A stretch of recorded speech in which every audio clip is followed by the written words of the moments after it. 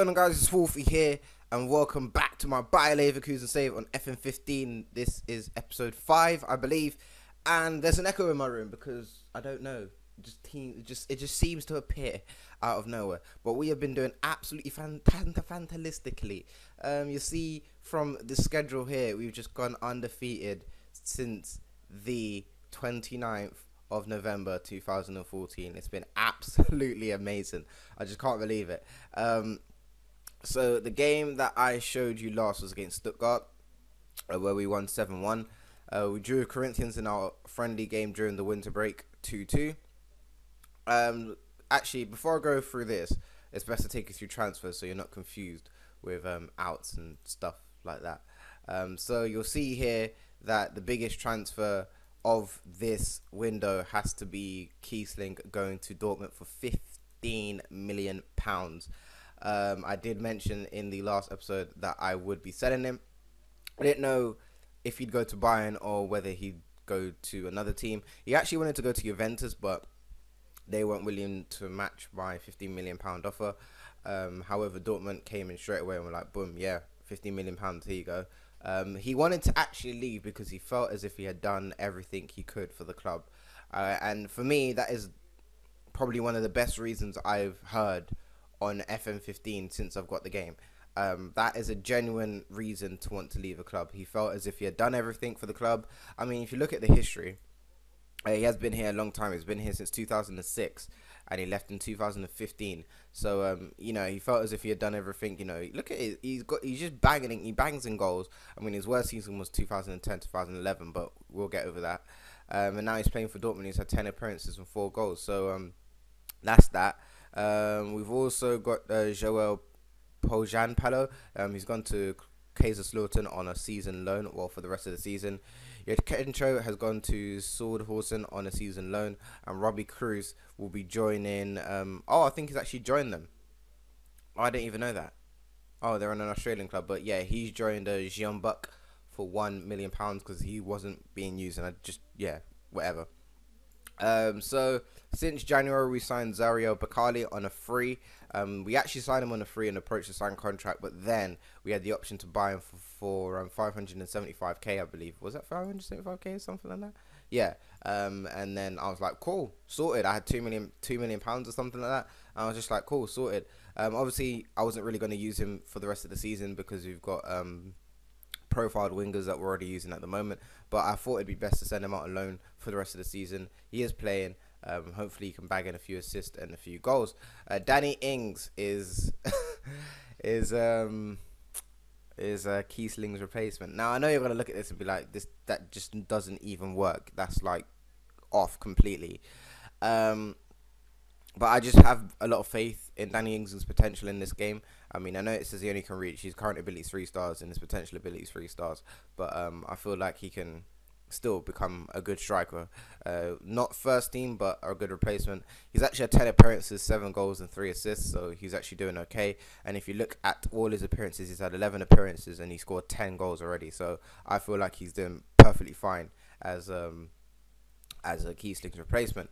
Antonio Valencia was a loanee signing. I felt we needed more. I told you our defense is all over the place. Once I pick the squad, I'll show you what I mean. But I realized that he could play as a wing back or a right back, so I'm training him to play as a right back. However, I haven't got an option to sign him. I don't really want to sign him anyway.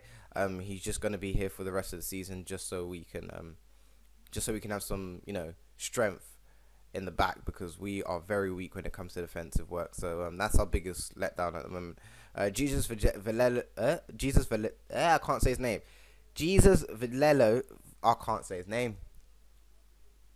Vallejo, that's how you say it. He's gone to we signed him for £1.1 million. That was his buyout fee. You can see that potential is very nice indeed. 4 stars with a black star, so he could reach 5-star potential. I am going to loan him out next season. I have no intentions of using him, but I do want to sign, start getting in some of the players that we're going to be using in the future. And just for extra options in the striker position, I have got Mattia Destro on a season loan with the option to buy him for where is it 9.6 million. So yeah, that could be done, but I don't think I will sign him. So that is pretty much it. We recuperated 16 million on transfer, or well, for the transfer window, and in total we only spent 3.37 million. However, the 15 million that we recuperated from Kiesling, I'd probably say at least 90% of it went into the actual club, and the rest was given to me. So I literally only got about £1 million from that deal, like maybe £2 million from that deal, and the rest all went into the club, which is fine because it helps the club's finances. But if I had known that, I wouldn't have sold him, if that makes sense. So yeah. So in terms of the schedule, you'll see, as I said, we where is it? There. Okay, so yeah. Then we went away to Mainz. We won 2-1. Bellarabi getting both goals in that game. We're at home to Schalke. We beat them 2-0. Song Heung-min, who had an offer from Arsenal, actually 2 offers from Arsenal, and he wanted a new contract, but I said I'll give it to him at the end of the season. He said fair play. I'm going to take a sip of my tea because morning tea is always good. Then we beat Augsburg 1-0 at home. We went away to Frankfurt. We beat them 3-0. Danny Ings getting his first goal. Bellarabi scoring and Julian Brandt scoring. We then drew with Hanover 1-1. Top Rack sending off kind of had it didn't play a big part in it, but Danny Ings' last minute goal, literally, I screamed so much. I was so happy because I just didn't kind of want to lose. I'm not ready to lose yet, but it's gonna happen. Maybe in next episode's live com. Then we had our Champions League game against Olympiacos. Well, the first knockout round leg. We won 1-0. Chanalongu got the goal in that game. We drew 4-4 with Hoffenheim away. Brandt scoring, Ings scoring 2, and Chanalongu also scoring. Kevin Volland on the score sheet, just a player to mention for Hoffenheim. We then went to beat Wolfsburg 2-1 at home. Our home form is absolutely fantastic. Son Heung-min scoring both goals and Kevin De Bruyne scoring the goal for Wolfsburg. We went at home in the German Cup third round. Danny Ings scoring 2 goals. Son Heung-min, I told you he wasn't a disappointment. We won 3-0. Get in. And then we won 2-0 away against Paderborn. Son Heung-min scoring. Mattia Destra getting his first goal for the club as well. We then went on to secure ourselves in the next round in the Champions League as we beat Olympiacos 3-2, which meant that we were through. Chanaloglu scoring 2 goals, and Danny Ings, that name's getting familiar, ain't it? He was also on the score sheet. We then beat Cole 5-1. Got my revenge for earlier on in the season. I felt really happy about that. They scored an own goal. Chanaloglu scored, Bellarabi scored, Danny Ings scored, and Brandt scored.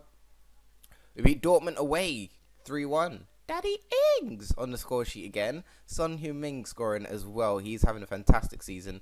Bellarabi scored the only goal against Bayern Munich at home, which is quite nice to see. And our recent result is the Hoffenheim victory, in the German Cup quarter-final, where Ramal Hol, whatever his name is, Chanalongu scored as well. He scored 3 goals, which is quite nice for him. He's having a fantastic season. So, in the next episode, we will be playing Bayern Munich. It is a all-German quarter-final clash, rival clash. It's a big game for Leverkusen, which means we will go through to the semi-finals should we defeat Bayern Munich. What's interesting for me is that it's level at the moment. Bayern have won one game. We've won 1 game. So this clash is going to be very, very interesting indeed. One thing I'd like to mention is how the German Cup is looking at the moment. So you can see who we've got.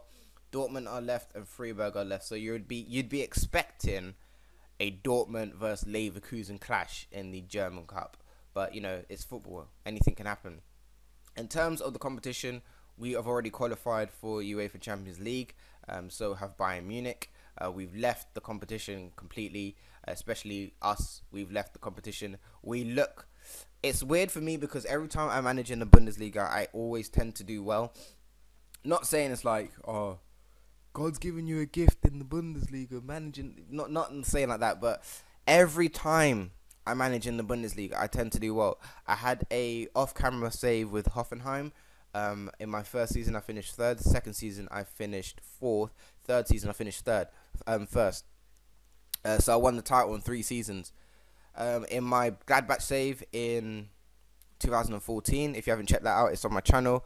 I won the title in consecutive seasons. I won the title in like every season I had, and Gladbach didn't even have a team back then, so that was weird. And then now I'm using Leverkusen, where you should say that we have got the title in our hands because we're so far ahead, but anything can happen. But all the big boys are out of the park now.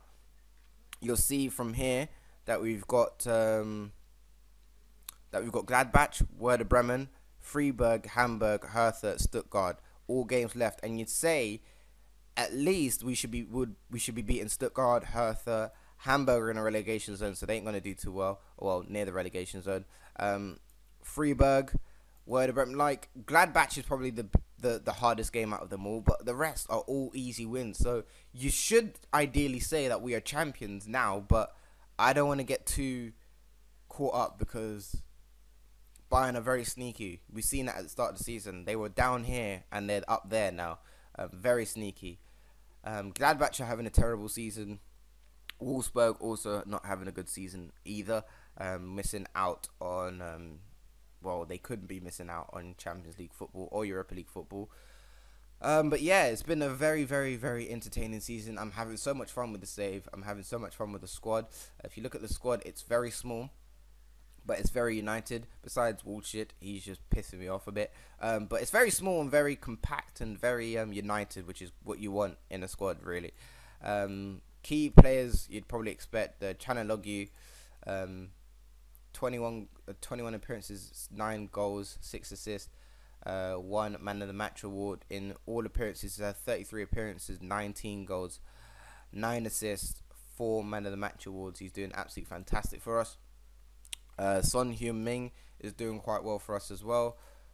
You see here 18 appearances, 12 goals, 2 assists, 3 man of the match awards, all from the wing. 26 appearances in total, 15 goals, and 5 assists and 5 man of the match awards again. So he's doing quite well for us as well. Julian Brand, our young prospect, is also having a good season as well. 15 appearances, 6 goals, 6 assists, 2 man of the match awards, 22 appearances in total, 10 goals, 8 assists, and 3 man of the match awards. So very, very, very good when it comes to attacking. When it comes to attack, we're doing it. We are on it. So players that I wanted, who I probably won't be able to hold on to, should we not afford their contract extension. Son Heung-min could be on his way out to Arsenal. I doubt it because I definitely will be able to offer him a contract as he wants a new contract. A player that doesn't want a new contract, who seems that he's definitely going to be leaving at the end of the season, unfortunately, is Lars Bentner. I believe that I can recuperate around 35 to 40 million pounds for this guy because he's absolutely fantastic, which I will do should he leave. But you'll see here, I don't know if it's going to change now. Yeah, you see here, just doesn't want to. Apparently he's unhappy. He hasn't come to me about anything, but he's unhappy, so I've got to take that as it is.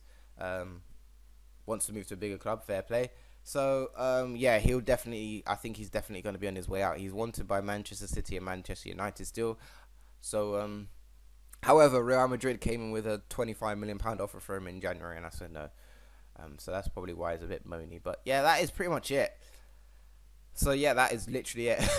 If you have enjoyed this update video, then be sure to leave a like. Next game will be the live com clash against Bayern Munich.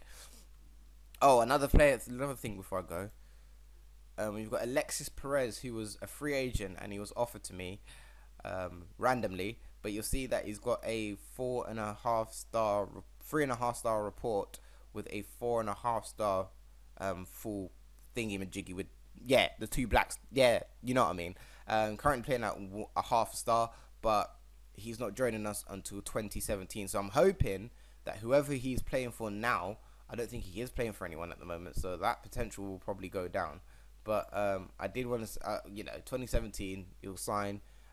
If he's not good enough, we'll just loan him out and then sell him. But if he is still got that potential and he still is good enough, then we'll use him. By 2017, if he was playing for a club, he would actually be quite an interesting player. But I don't I don't know. Anyway, hopefully you guys have enjoyed this episode. If you have, be sure to leave a like, and I'll see you next time. Peace.